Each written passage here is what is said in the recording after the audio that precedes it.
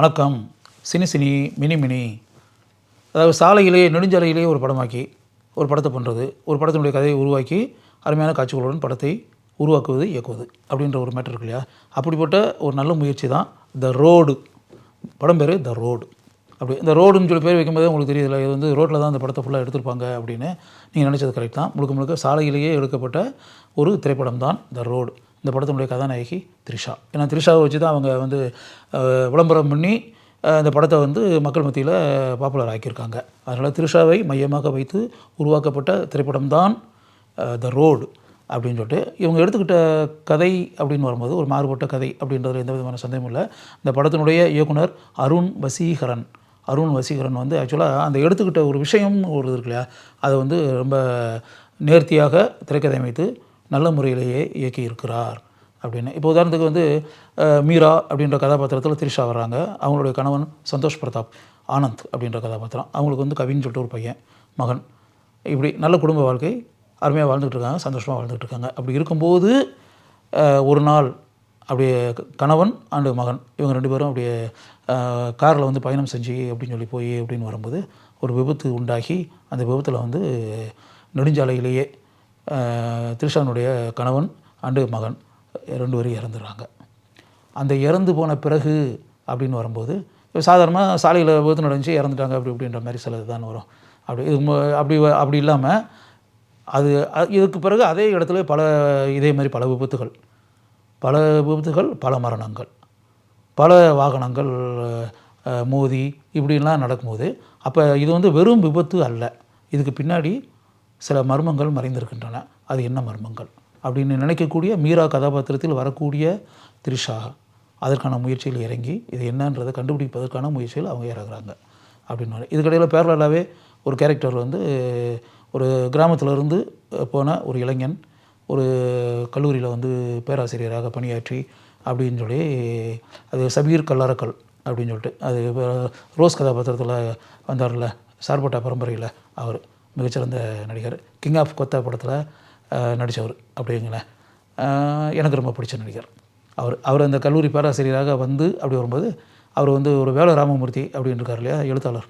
அவர் வந்து ஒரு கிராமத்தில் இருக்கக்கூடிய ஒரு கதாபாத்திரம். அவருடைய மகன் அவங்க குடும்பத்தில் வேறு யாருமே படித்ததில்லை. அதனால் தன் மகனை வந்து நல்லா படிக்க வச்சு கடன் வாங்கி கூட படிக்க வைத்து கல்லூரி பேராசிரியர் வரை கொண்டு வந்து அப்படி கடன்கள்லாம் நிறையா இருக்குது. அந்த கடன்லாம் பையன் வந்து அப்படியே நல்லா வந்து பின்னாடி அடைச்சிடுவான் அப்படின்ற அந்த விஷயங்கள்லாம் வச்சு வரும்போது இங்கே வந்து அந்த கல்லூரி மாணவி இளம்பெண் வந்து அந்த பேராசிரியர் மேலே ஆசைப்பட்டு காதலித்து அதுக்கு ஒரு ஒத்துக்கறலை அப்படி இப்படின்ற மாதிரி சில மேட்டர்கள்லாம் வந்து சில பிரச்சனைகளை உண்டாக்கி அப்படி அவர் வழியை தன்னை வந்து அடையிறதுக்காக அவர் ட்ரை பண்ணாருன்ற மாதிரி ஒரு கெட்ட பேரை வந்து கல்லூரி அப்படி நடக்காத சம்பவம் அப்படியெல்லாம் உண்டாக்கி அவரை கல்லூரியில் வந்து அந்த வேலையை விட்டு அப்படியே தூக்கி டிஸ்மிஸ் பண்ணி சஸ்பெண்ட் பண்ணி அப்படின்ற மாதிரி ஆக்கிடுறாங்க. ஆன பிறகு அப்படியே கசப்பான அனுபவங்களுடன் அப்படியே ஊரில் வந்து குனிந்த தலையுடன் கிராமத்துக்கு அப்படியே வந்து அப்படின்றலாம் ஆன பிறகு அந்த ஊரில் வந்து அந்த குடும்பத்தில் பல சிக்கல்கள் இப்படி அவமானமெல்லாம் உண்டாகி அதை தாங்க முடியாமல் அந்த அவருடைய அப்பா வேலராமூர்த்தி குறிப்பிட்ட ஸ்டேஜில் வந்து தூக்குமாட்டி இறந்துடுறாரு.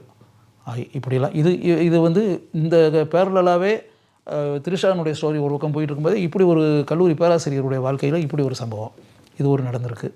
அது இப்போ இதுக்கு பிறகு என்ன நடக்குது அப்படின்னு அதுக்கு பிறகு என்ன நடக்குது அப்படிங்கும்போது அந்த பர்டிகுலர் இடத்துல அந்த விபத்து நடப்பதற்கு காரணம் என்ன, அது அந்த வாகனங்கள் எப்படி மோதுகின்றன, இதுக்கு பின்னாடி என்ன சதி வேலைகள் இருக்கின்றன, சதி செயல்கள் இருக்கின்றன, அது இந்த உயிர்களெல்லாம் இப்படி நீங்குவது அப்படின்ற மாதிரி ஆச்சுன்னா இது வந்து திட்டமிட்ட பல காரியங்களா, மனிதர்கள் திட்டமிட்டு இப்படி வந்து விபத்துகளை உண்டாக்குகிறார்களா, அப்படி மனிதர்கள் திட்டமிட்டு இந்த விபத்துகளை உண்டாக்குவதற்கு பின்னால் இருக்கக்கூடிய உண்மைகள் என்ன, மறைந்திருக்கும் மர்மங்கள் என்ன அப்படின்றது தான். அப்போ ஒரு ஸ்டேஜில் நல்ல பேராசிரியராக இருந்த அந்த கதாபாத்திரம் எப்படி இப்படிப்பட்ட அயோக்கியனாக இப்படிப்பட்ட விரும்பத்தகாத செய்யக்கூடாத செயல்களெல்லாம் செய்யக்கூடிய அளவிற்கு ஒரு கதாபாத்திரம் எப்படி மாறுகிறது அப்படின்றது அப்படியே குவைட் கான்ட்ராஸ்ட். அப்படி அந்த கதாபாத்திரமே அந்த கல்லூரி பேராசிரியர் கேரக்டரே முதல்ல அந்த கதாபாத்திரம் எப்படி இருந்துச்சு, பின்னாடி அந்த கதாபாத்திரம் எப்படி மாயழகன் அப்படின்றது மாயான்னு கூப்பிடுவாங்க, மாயழகன் உண்மையான பேர். அப்படி வரும்போது அந்த கதாபாத்திரம் எப்படி அப்படின்றது இதெல்லாம் கண்டுபிடிச்சி த்ரிஷா எப்படி இதெல்லாம் கண்டுபிடிக்கிறாங்கன்றது தான். ஆக்சுவலாக வந்து எடுத்துக்கிட்ட விஷயம் வந்து ஒரு டிஃப்ரெண்ட்டான ஒரு மேட்டர் தானே. அந்த டிஃப்ரெண்ட்டான மேட்டரை ஆக்சுவலாக சிறிது கூட போர் அடிக்காத அளவுக்கு நெடுஞ்சாலையிலேயே படமாக்கியிருக்கிறார்கள். பெரும்பாலும் நைட் எஃபெக்ட் காட்சிகள் நிறையா. அப்படின்னு சொல்லிட்டு அதில் த்ரிஷா வந்து அலட்டிக்கிறாமல் ரொம்ப இயல்பாக ஒரு மெச்சூர்ட் பெர்ஃபார்மன்ஸ். ஏன்னா நிறைய படங்களில் நடித்து நீண்ட கால அனுபவங்கள் அப்படின்ற ஒரு விஷயம் இருக்கு இல்லையா, அதை நல்லா பண்ணியிருக்காங்க. சபீர் கல்லாரக்கல் அந்த கதாபாத்திரத்துக்கு மாயா கதாபாத்திரத்துக்கு மிக கனக்கச்சிதமாக பொருந்தி இருக்கிறார். அதுக்கு பிறகு மியா ஜார்ஜ் அவங்க வந்து த்ரிஷானுடைய தோழியாக வராங்க. அவங்க அந்த கதாபாத்திரத்துக்கு ரொம்ப அருமையாக பண்ணியிருக்காங்க. வேளாராமூர்த்தி நல்லா நடிச்சிருக்காரு.